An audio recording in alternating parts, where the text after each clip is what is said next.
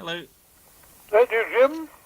Hi, Peter. How are you today? Well, I'm absolutely overwhelmed with gratitude. I've just played that Botany Bay series. So that's absolutely. It's as though I'm talking about somebody else, but yeah, full of admiration for my own performance. What was that? Was that about 1965? Was it something like that? What about that's the one where I take off the instructions to Captain Cook. Yeah, that's great. Yeah, you did. Also, you did the. I used 3 of the convicts. You know, I sort of got some pictures off the internet of old convicts, and I sort of put your voice to them. You know, I think I sent you a link to that. What did you do? You what? I used 3 of the recordings where you did the convicts. You know, Convicts of Hell. Yeah, there was a Welsh one. I think it was an Irish one, and maybe an English one. Yeah, and they were all complaining how they ended up in Botany Bay, basically. You know. When you say you use them, I put them into an animal. I think I might have sent you the link in the last email. I'm not sure now. Yes, I think I did actually. Now was all on one recording, was it? That's it. Yeah, if you went onto YouTube and you put Botany Bay, and you'd probably bring up my video, Poetry Reincarnations. You know. Get onto YouTube, would I? Yeah, just go into YouTube and put Botany Bay, Jim Clark, and it'll just bring it up. You know. Is that right? Is that right? Yeah. Oh well, at any rate, that's tremendous. That's it. I loved the. Do you know what I loved on that as well was the harmonica playing as well. It's just lovely, sort of traditional, sort of English harmonica. You know. Yes, Richard Brooks. Oh. Did that? Yeah. Marion Henderson, who was a lovely singer. Yeah, there's some video. I even tried to download the. Were you also involved with the TV series of the I can't remember what it was called now, the Restless Years? Did you actually? Well, that's what really got the whole thing going. Oh. I'll give it to you in a nutshell. When I came back to Australia in 1965, I had a wave of I suppose, patriotic fervour. And now that I'm back home, I'm going to really explore its history and its folklore. So I then took a one-man show compiled of convict verses and official documents, and people said to me, or the Arts Council said, we're going to lose a lot of money, or we're going to lose a lot of money on this. And in fact, it was an enormous success. Oh. It made the Arts Council a lot of money. Oh. Made me some good deal of money too. Oh, that's good. I always think it's like it's like with sort of traditional Irish stuff. Some of it actually sells a lot better abroad. The Americans are mad about it, aren't they? And people like myself, I've got a collection of stuff about Irish trades and lots of stuff from RTE and stuff and TG4. Anyway, what happened is that as a result of that tour I did of right country towns and all, suddenly the ABC, Australian Broadcasting Corporation, became aware that I've done so much work on folklore, and they said, would you script a program for us for entry into the Golden Harp International Competition for Folk Material? Oh. And so the ABC did it, and it lasted an hour, and it was the first prize that ABC ever won, ABC Television had ever won internationally. Oh. Came second. Oh. And that was such a success as a television program that Jacaranda Press came to me and said, would you consider doing a book with the record that goes along with it? Oh. I said, well, I need a collaborator, and I called in an historian, Russell Ward, who later became a friend, and Graham Minson. Right. He did, and then I was the 50%, and they were 25% each.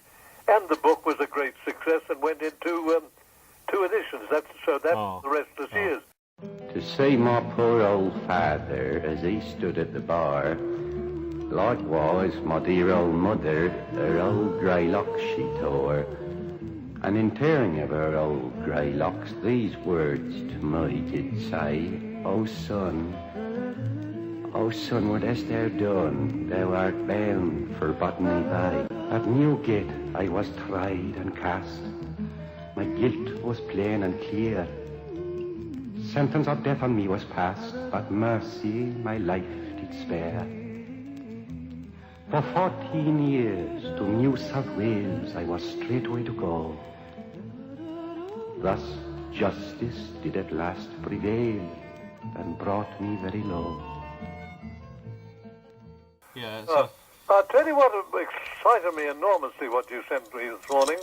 It arrived in the post, and that was James N. Healy. Oh, yeah. James N. Healy was an old friend of mine, and I did a lot of work with him. That's a very rare record, that one. Yeah, I've never seen it on the internet. Well, and it's extremely good, beautifully read poem.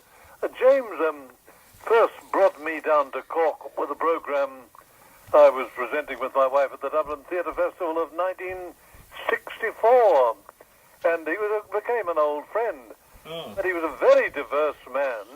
And since I looked at what you've done, I've been on to the Cork County Library. Oh. And they've got lots of his material, but I want to make sure that they've got that particular one. It's so good. I think because it's the Mercia Press, isn't it, which is a local. I think they're still extant. Yeah, but I know, but the library, the Cork County Library, I've got a bit bushed and I've given up on that, but perhaps I'll go back. Yeah, it's whether they see a lot of libraries now. Ireland is they're pretty good at keeping stuff, I know, but they don't always have much of an archive, do they? Local libraries. Oh, they have got a big archive on Jim Healy, but I was trying to trace whether they've got that one. I telephoned them first, and then I managed to get onto the site. All right. Right. Did they say yes or no? Or? But there's lots of Jim Healy stuff there, but Yeah. Would you like to have a look? Yeah. I'll look it. I'll have a look. Let me give you the. Let me see if I've got it written down here. I'll easily find that's the Cork. It's the Cork County Cork Library. County Library. Yeah, the archives. Wait a minute. Yeah. Wait a minute. I want to save you the. I think it's 454-699. Oh. 454-6499. But you get 021 for Cork. Oh yeah. 00355321 is it onwards? Yeah. 35321. That's right. Yeah. I'm pretty sure I might have got it wrong, but I'm pretty sure. Yeah. Wait a but minute. I'll look it up on the net. I wouldn't. I've done too much. Sometimes it's hard to get anybody who's interested at libraries. Sometimes, where you speak to somebody and they're kind of on the desk and they're not really that interested. They weren't that helpful. They weren't unpleasant. Yeah. Wait a minute. I've got here another number here. 878 Oh, I don't know. All right. Well, I'll leave. I could easily find it off the net. But Anyway, what I'll do is I'll try and have a look at their website and see if they have a listed archive or such, and see if it's on there. But by the way, I would think they'd have it, or Mercia Press would have it anyway. You know, I did. I made an animation from the Old Woman with Beer using the recording from that record, and I've done another recording of the Old Woman with Beer from another record. Interesting you bring that up. That's one of my favourite poems. Yeah. And let me say a bit about that. In my mind, far and away the best one is Brendan Kennelly's. Oh. Brendan Kennelly's rendition of it is absolutely superb. Oh. I much prefer it to any other. That's it. You know, the first one I did was I think it was Sinead Cusack, and her voice actually sounded a bit young. So when I did the animation, I slowed her down a bit to try and make her sound a bit like an old woman. But then the James N. Healy record I thought was a better reading, you know. But you've got James N. Healy reading the it's one of the people on the. I don't know who. I think he had all sorts of people, local poets and stuff, reading on that record, you know. Oh, really? Yes. That's what you got on there. I'm tempted actually to go to the book now and let you hear it. Would you like to hear it? Oh yeah, sure. Yeah, I'd love to. Yeah. Hang on a minute. I'll go to the book. I'll put down the phone for a moment. Right. Book now. See if I can turn to the right page. There's nothing like doing these things up straight away on the moment. I'm really winded because of those. Putting that order. Jesus Christ. Slow down. Don't rush around. Especially it's a little bit warmer as well today, isn't it? So I'm late taking Snowy out today because it's a bit too warm. Wait a minute. Yeah. I recommend this book. It's Brendan Kennelly's own book. I think he was the. Now you mention him, I think he was the one who. My second animation, he was cited as the translator of it. Yeah, I remember the name. He was the translator of that poem. Yeah, I met him briefly once in Trinity College. Oh. Kennelly, here we are. Oliver St. John Gorgon. I know the geology department at Trinity. I've done a little video in there. Arthur O'Shaughnessy. Kennelly.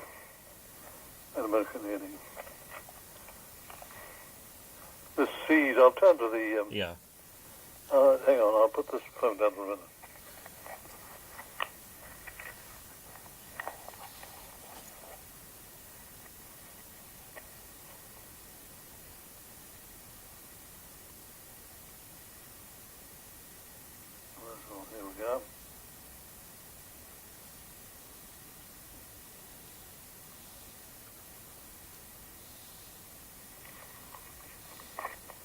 You there, Jim? Yes, I am. Here, this is it, the old woman of Bear. Oh. The sea crawls from the shore, leaving there the despicable weed, a corpse's hair. That's the one. That's the one you hear on the record. In me, the desolate withdrawing sea. Is it the same one? That's the one. Yeah. I know you mentioned his name. Is he of Cork extraction? Because I guess all the people on the record were probably of Cork extraction, but really, I think he's probably from Kerry, must. Oh yeah, Kerry. Yeah, it was either the record covered Cork and Kerry. So that's. Oh, this is the one. Yeah. The old woman of Bear, am I, who once was beautiful. Now all I know is how to die. I'll do it well. Look at my skin stretched tight on the bone, where kings have pressed their lips. The pain. That's tremendously good. It is, yeah. It reminds me of every old woman I met in Athlone as well, yeah. Yeah, it is. And that was the one. The first one, as I say, I got it from a tape of the Best of Irish Poetry. Was the first one. It was one of the Cusack daughters. You've got? Did you know Cyril Cusack by chance? Did you ever meet him? Cyril Cusack. Yeah. Did you ever meet him at all? No, funnily enough, I did laugh and. He was interesting because he's actually originally he was a South African Jew, but he converted as a child. I didn't know that about Cyril. I often saw him. I saw shoulders with him in the Irish club in Dublin, but no, he was brought over. I think he was brought over as a wee small child, and they converted to Catholicism, and he was a kind of devout Catholic, wasn't he? Much of I tell you what I did know. Very good friend had been his mistress for years. Oh.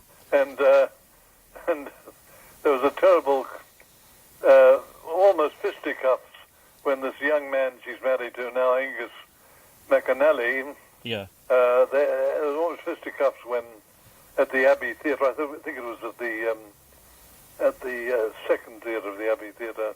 Oh. Fisticuffs, and finally Angus won the day. Oh. So Billy Morton was her name. Yes. Do you know Peter O'Toole at all? Have you had any? No, I never met Peter O'Toole. Because believe it or not, my mum was his housekeeper from '78 to '83. Is that right? I never actually met him, but when he lived in Hampstead, she told me he used to, because he is a continual recovering alcoholic, that he would sort of lie in bed all day when he wasn't working, drinking water and occasionally eat. And was it as bad as that? Was it really? That's how it was. Yeah, he would just stay when he wasn't working. He would just stay in bed. He was a very sweet, polite man, she said. But this was after the Welsh woman, what her name is now. I forgot what the wife's name is. He's married to her. Dimp Wedderman. I know who it is. Yes, they were divorced eventually. Yes. Yeah, but she said my mum's only about 5 foot tall. She said he was she described him as a giant. He must be 7 foot tall. She said, but how, are you tall? What's your height? Well, it's funny you should ask that because I used to be 6 feet. Yeah. But I'd be about 2 inches shorter now. Oh, as we get older. Age, it's amazing that. Yeah. I was a 6 footer. Oh yeah. But I'm now, I think I'm about 5. That's what I always noticed about. Was I think one of the first. I used to love all the Australian stuff like Skippy and Boney and all that stuff, which I still do.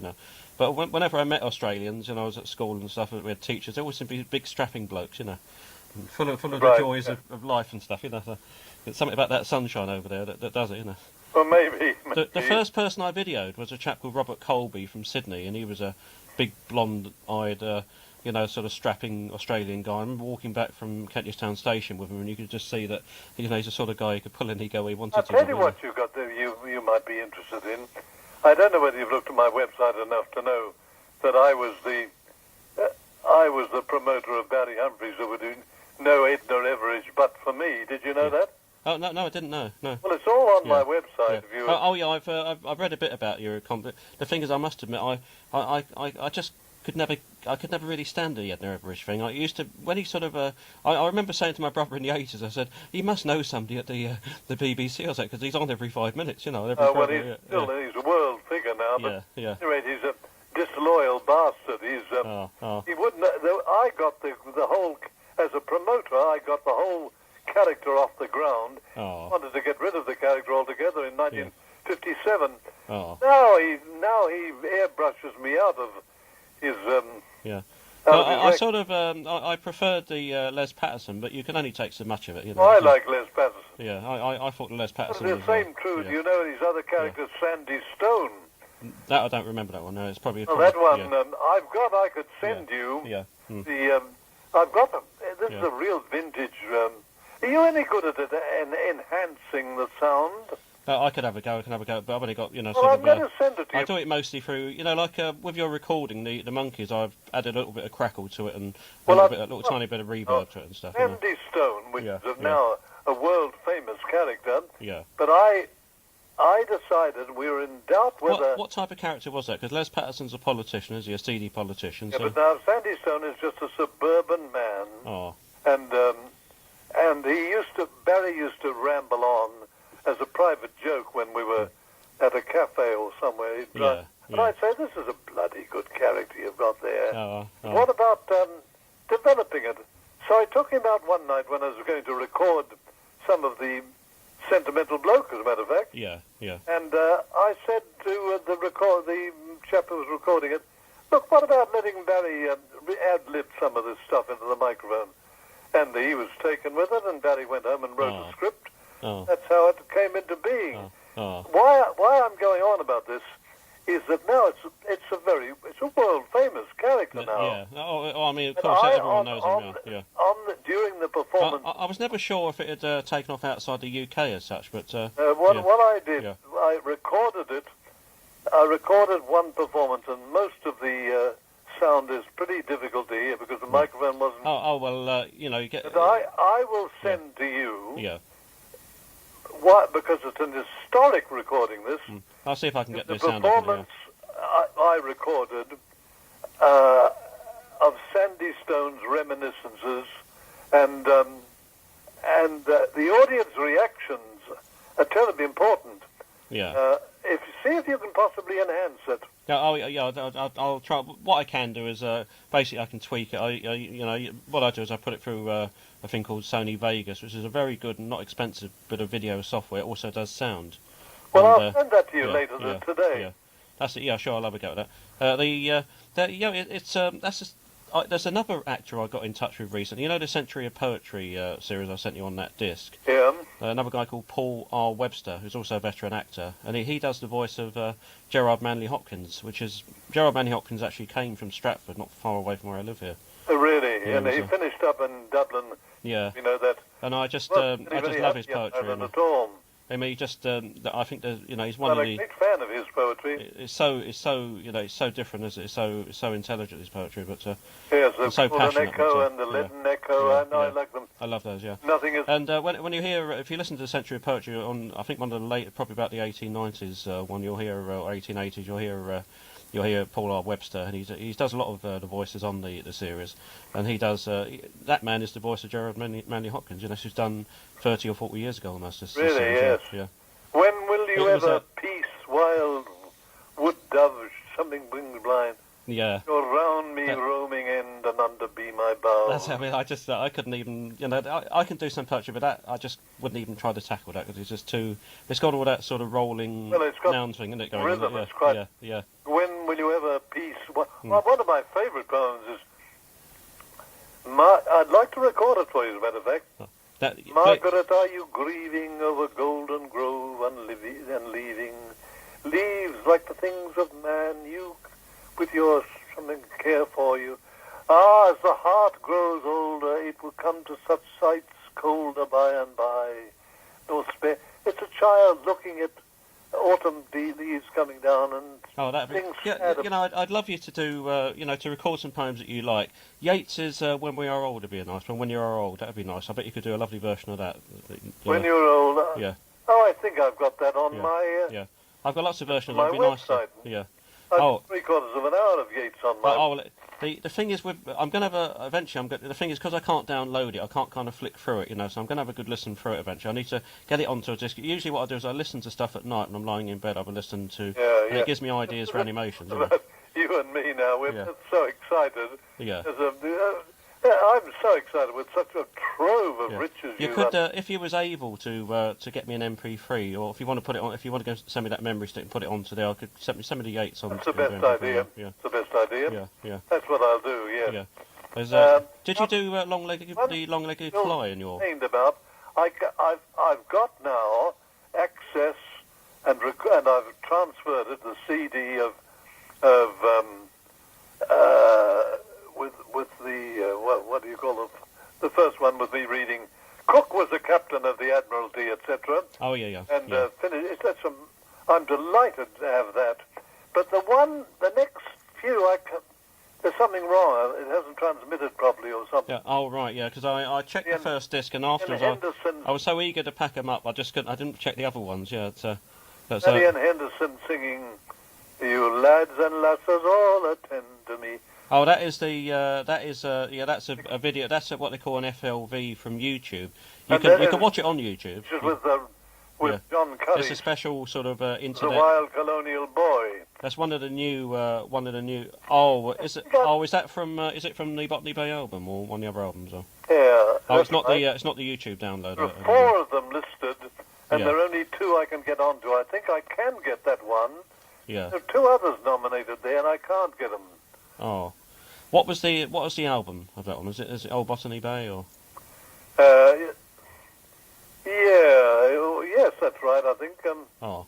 Well, I'm not sure. Yeah. I'll have a look at that. Yeah, so, I think sort of, if you ever sort of remind me in an email or something, I'll dig it out and copy it again if I have to. But you never know. It could just be a player doesn't like the disc or something as well. I haven't done a lot of copying on this laptop, so it's the first time I've ever done 5 CDs in a row on there, so.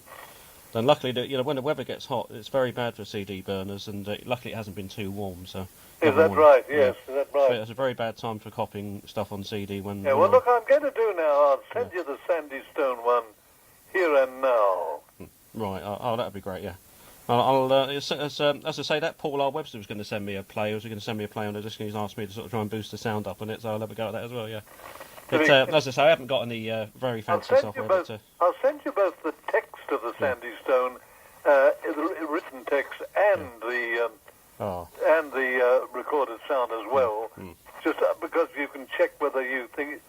I had a friend here the other day from London, and he said, "Well, you can hear all this." He said, "But I can't." Yeah, you get this with you get this with I get this on YouTube with people complaining about 78s, but I mean I love the sound of a 78, and you can hear. I can hear Tennyson, which is almost the first important poet ever recorded. You can hear what? I can hear Tennyson. Okay. I can hear Tennyson reciting. Can you charge really? Can you? Well, it was recorded in 1889. That was the first important, the first. I knew that. The charge of the Light Brigade. And you think he recorded about 20. I don't know if it was 20 or 30 recordings for the Edison agent. He was a captain, a London captain.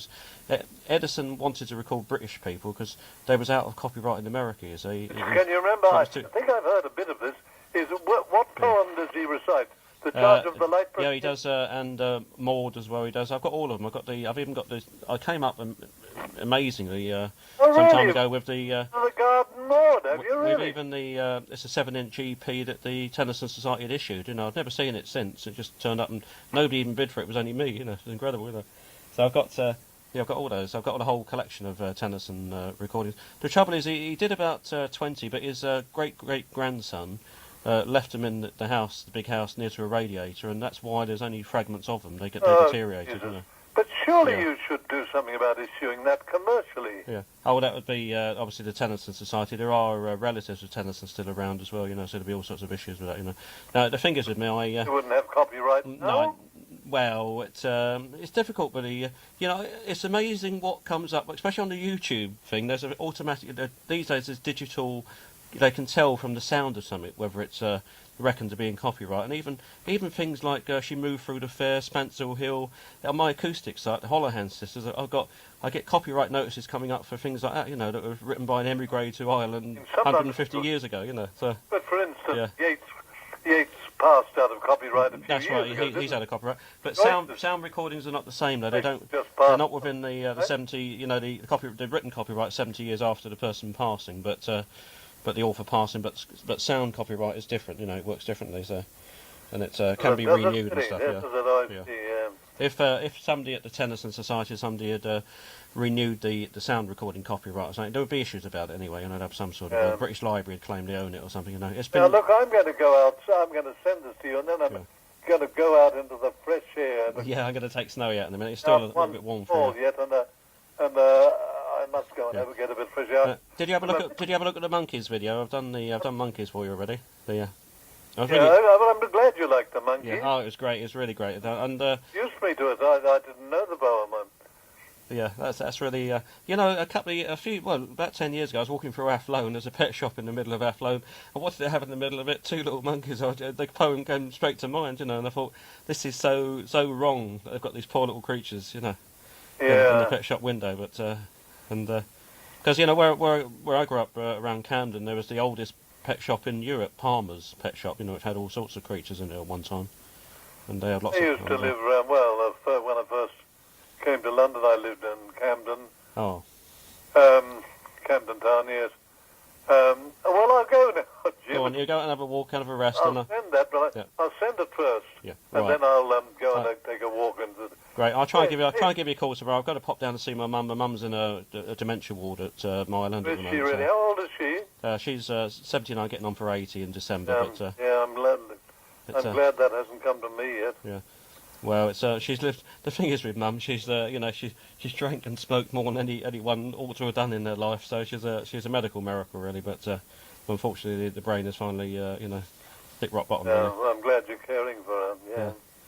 Okay, Jim. Right. Enjoy your walk, and I'll probably give you a little chat tomorrow. Bye bye. Yeah. Right. Bye for now.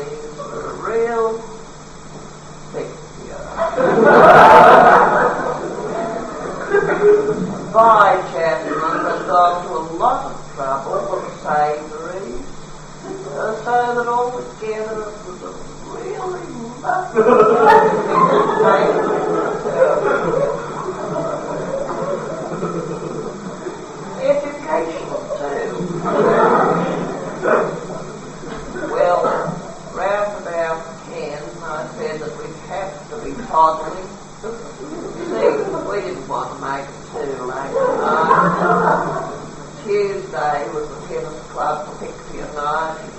Beryl had a couple of tickets. Well, there's not much like to say about Tuesday, except that it was a very nice night's entertainment. We're not ones for the pictures real, but when we do go, we like to see a good, bright show. After all, there's enough unhappiness in the world without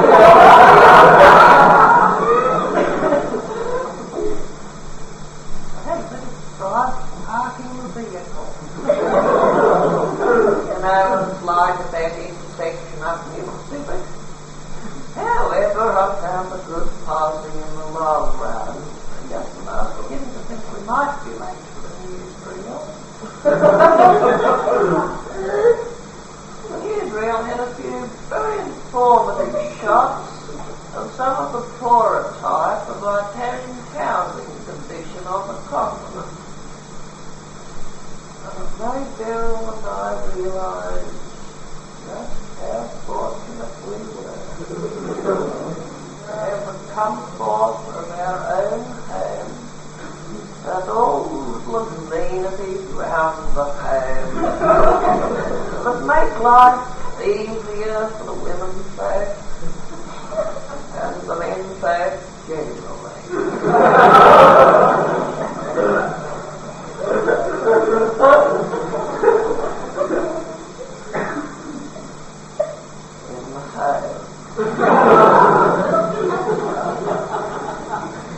We left soon after interval, as the next show wasn't the best.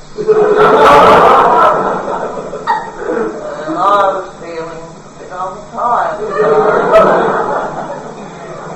And besides, Beryl was expecting her sister and her husband over 500 on the Wednesday evening. Naturally didn't want to make it too late night on a Tuesday.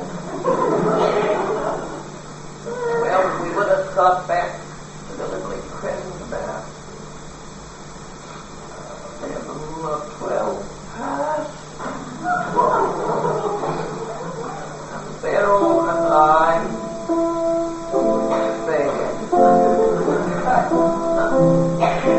had to slip out of the office on the Wednesday lunch hour, get a few cashews to put round the card table.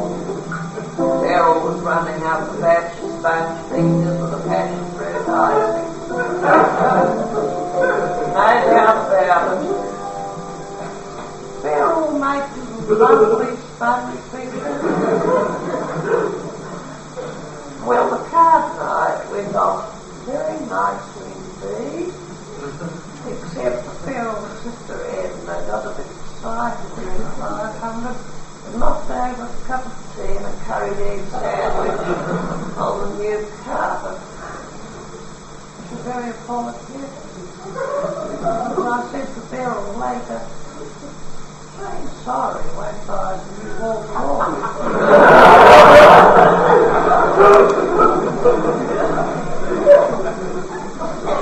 You know what curried egg does to a burgundy accent?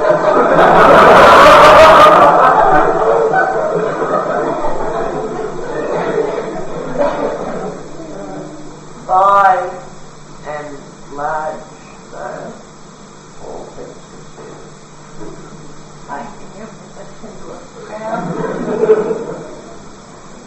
it was a pretty nice night in the They left on the early-ish side. Beryl and I went to bed.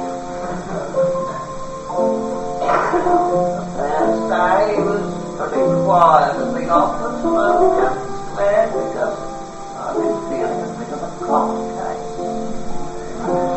Beryl had another fitting that night. She's getting a new frock made. Yes, Balmain's wedding, Harry Christian on the 21st. She wants to wear something a bit special. know what the women folk are like. Anyhow, I dropped her off at the dressmaker's on the way to lodge. Went on the later side when I got home, and we went straight to bed and had a very nice night's rest.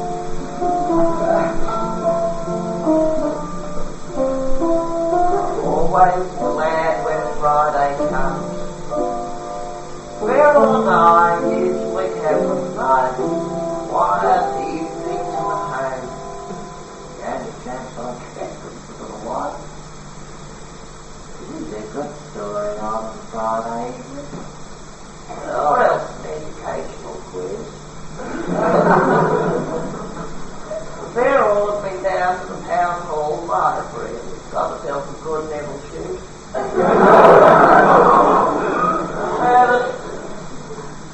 Between two of us, and a very nice night home entertainment.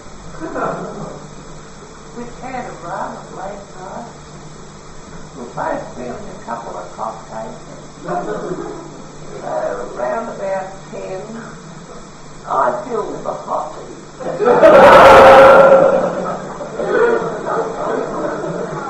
And Beryl and I went there. Very glad that we hadn't made it too unreasonable a night on Friday, and we had to be down the junction pretty early on Saturday morning to do the weekend shopping. And a bit of strike parking the vehicle. You know, it's like at the junction on a Saturday morning. However, I found a good posse in the long run.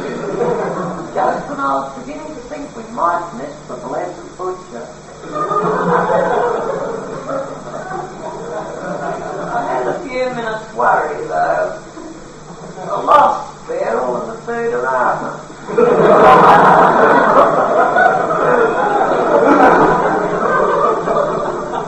But she had the good sense to go back to the car. Having time to buy some lunch, and I went out again to the football. Beryl stopped home to the weekend banking.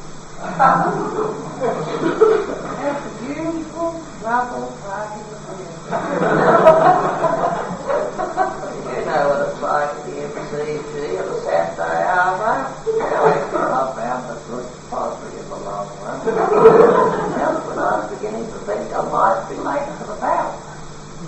It wouldn't catch me missing an important ceremony. Beryl had packed me a lovely hot thermos of Milo. And I was very glad of it. It's very cold and low. That's the stripe shifting with me. It's like the MCG after the big match.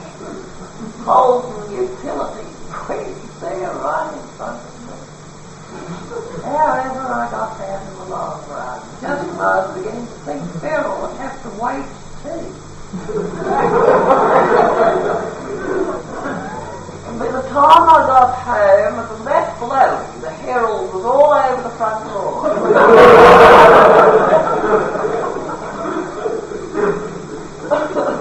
Across the road, and invited us in to watch TV. Hear their record of My Fair Lady.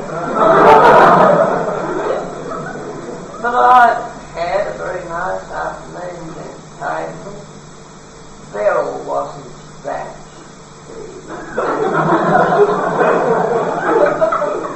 So we made an early night of it.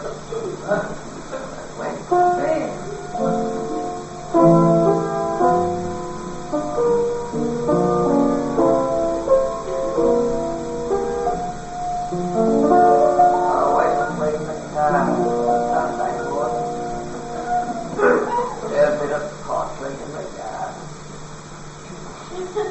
Worried about those plans.